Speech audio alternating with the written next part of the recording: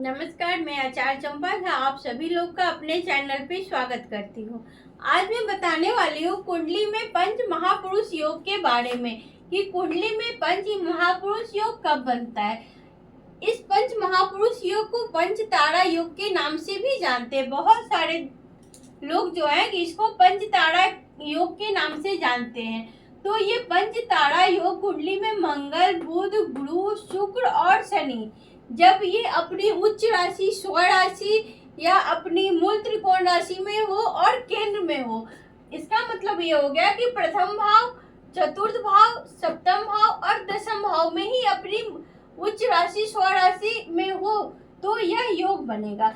ये पंच महापुरुष योग नाम से ही पता चलता है कि पंच महापुरुष योग बहुत ही अच्छा और शुभ योग माना जाता है किसी भी कुंडली में, वो जातक की कुंडली हो या जातिका की कुंडली हो।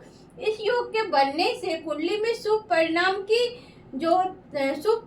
जो है कि बहुत ज्यादा मिलता है और अशुभ परिणाम कम हो जाते हैं। लेकिन ये अपनी उच्च राशि, स्व राशि में ही होना चाहिए और केंद्र में ही होना चाहिए, इस बात का ध्यान रखना है। तो अब हम लोग बात करेंगे कि पंच महापुरुष योग में कौन कौन से योग आते हैं। तो सबसे पहले बात करेंगे रोचक योग के बारे में।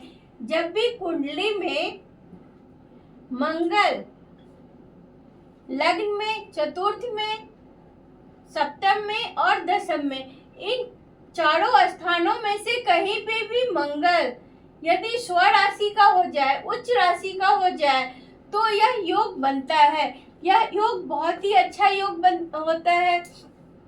ऐसे लोग बहुत ही हिम्मती होते हैं, साहसी होते हैं, पराक्रमी होते हैं। ऐसे लोग पुलिस में, फौज में, सेना में, नेवी में, इन सब चीजों में होते हैं क्योंकि वहाँ पे एनर्जी का व्यय होता है, एनर्जी का प्रदर्शन करना होता है। तो मंगल जो है कि एनर्जी के कारक होते हैं, ऊर्जा के कारक होते हैं। इसीलिए जब भी कुंडली में रोचक योग बनेगा तो मंगल से ही देखेंगे कि मंगल कहाँ पे बैठा हुआ है। ऐसा नहीं है कि चतुर्थ भाव में तो मंगल बैठा हुआ है लेकिन वो कर्क राशि में है, तो कर्क राशि में मंगल नीच का होता है, इतना ध्यान रखिए।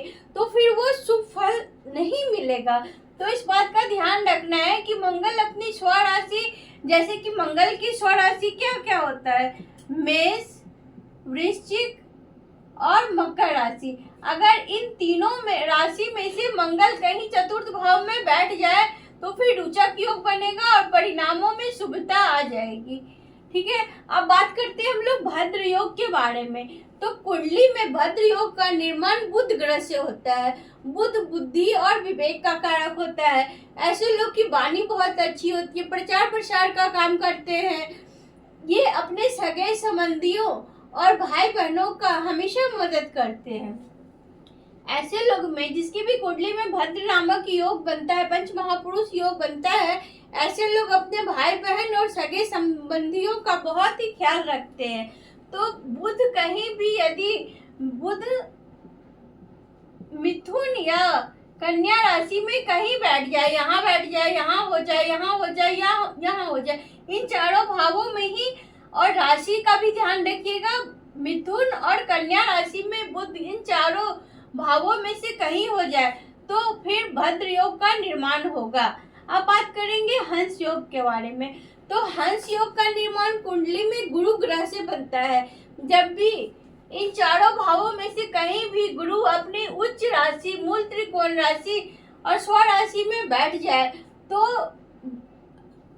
हंस नामक योग का निर्माण होता है। ऐसे लोग जो होते हैं, ऐसे जातक जो होते हैं, वो बहुत ही समाज में प्रतिष्ठित व्यक्ति होते हैं। उनका जो ज्ञान होता है, क्योंकि गुरु ज्ञान का कारक होता है, तो ऐसे लोग के पास ज्ञान बहुत होता है। इनका जो एक व्यक्तित्व होता है वो बहुत ही अलग होता है।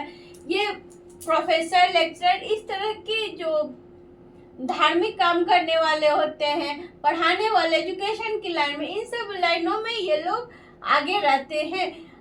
तो गुरु की राशि मैं यहाँ लिख दे रही हूँ, कर्क। गुरु की कर्क राशि उच्च की राशि होती है।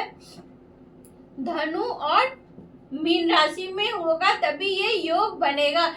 ऐसा नहीं कि गुरु यहाँ पे दसम भाव में मकर राशि का होकर बैठा है तो ये योग बनेगा, बिल्कुल नहीं बनेगा। क्योंकि गुरु का गुरु जो है कि मकर राशि में नीच का होता है, तो फल नहीं प्राप्त होगा।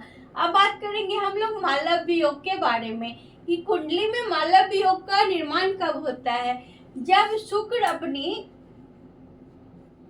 शुक्र की राशि होती है वृषभ, तुला और मीन राशि उसकी उच्च की राशि होती है। तो जब भी कुंडली में इन चारों भावों में से कहीं भी शुक्र यहीं पे शुक्र जो है कि मीन राशि का बैठ जाए या यहीं पे शुक्र मीन राशि का बैठ जाए, तो यह योग का निर्माण होगा कुंडली में मालव्य योग का। ऐसे लोगों को जो है कि घर, वाहन, स्त्री, इन सब चीज़ों का बहुत सुख मिलता है। इनका जो लाइफ स्टाइल होता है वो बहुत ही अच्छा होता है। लग्जरियस लाइफ स्टाइल जिसको बोलते हैं वैसा होता है। इनके पास कई सारे वाहन होते हैं, घर होता है। इनका जो घर का इंटीरियर होता है, अगर चतुर्थ भाव में शुक्र बैठ जाए उच्च का मीन राशि में हो करके, इनका जो घर का इंटीरियर होता है वो बहुत अच्छा होता है। इनके पास एक से अधिक वाहन भी होते हैं। तो इस तरह से शुक्र से मालव्य योग का निर्माण होता है कुंडली में। अब हम लोग बात करेंगे शशक योग। शशक योग जो है कि कुंडली में शनि से बनता है। तो कहीं भी जन्म कुंडली में शनि की राशि होती है मकर और कुंभ राशि, ये शनि की अपनी दो राशि होती है।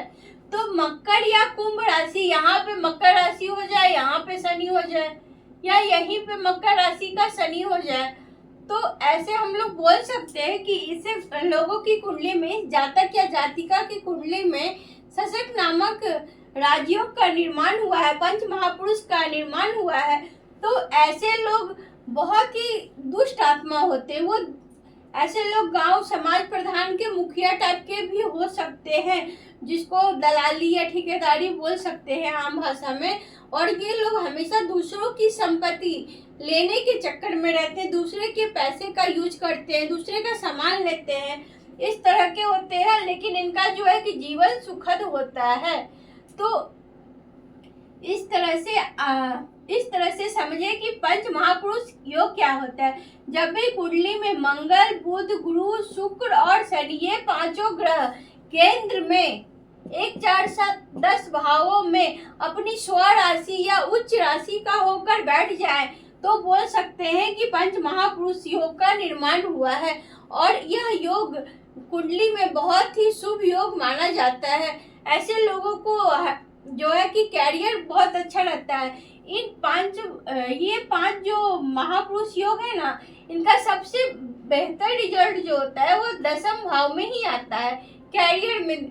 क्योंकि दसम भाव में ये अगर पांचों में से कोई ग्रह अपनी स्व राशि उच्च राशि के बैठ के पंच महापुरुष योग बन गया, तो उनका कैरियर बहुत शानदार होता है। उसकी सप्तम दृष्टि चतुर्थ भाव पे पड़ती है, तो उनको घर, परिवार, वाहन, सारी सुख सुविधाओं का जो है कि उनको लाभ मिलता है। तो इसलिए सर्वाधिक बली पंच महापुरुष का योग का निर्माण जो है कि दसम भाव में होता है। तो आप लोग अपनी कुंडली में चेक करिए कि आपकी कुंडली में क्या ये सारे ग्रह उच्च के या स्व राशि के होके केंद्र में बैठे हैं। आपकी कुंडली में पंच महापुरुष योग का निर्माण हो रहा है कि नहीं हो रहा है, और क्या रिजल्ट मिल रहे हैं। अगर इसी पे पाप ग्रहों की दृष्टि पड़ जाए तो फिर शुभता कम हो जाती है, फिर 100% फल नहीं मिलता है। तो इसके लिए जो है कि इस पे पाप ग्रहों की या अशुभ ग्रहों की दृष्टि नहीं होनी चाहिए, युक्ति नहीं होनी चाहिए, तो ही ये 100% रिजल्ट देगा। अगर किसी अशुभ ग्रह की दृष्टि हो जाए, युक्ति संबंध हो जाए, तो फिर जैसे जैसे इनके ऊपर नकारात्मक प्रभाव पड़ते हैं वैसे वैसे शुभ फलों की कमी होती चली जाती है। तो आप लोग चेक करिए कि आपकी कुंडली में कौन सा योग बन रहा है, क्या फल दे रहा है। वैसे ये पंच महापुरुष कुंडली में बहुत अच्छा योग माना जाता है, शुभ माना जाता है, कैरियर के लिए भी और घर परिवार के लिए भी ये योग बहुत ही अच्छा होता है। तो उम्मीद करते हैं ये वीडियो आप लोग को अच्छा लगा होगा। मिलते हैं अगले वीडियो में किसी नए टॉपिक के साथ, किसी और अच्छे योग पे हम लोग चर्चा करेंगे। कुंडली में बहुत सारे योग बनते हैं। गज केसरी योग भी बहुत अच्छा योग माना जाता है, बुध आदित्य योग भी अच्छा योग माना जाता है। तो मिलते हैं अगले वीडियो में नए टॉपिक के साथ। हर हर महादेव।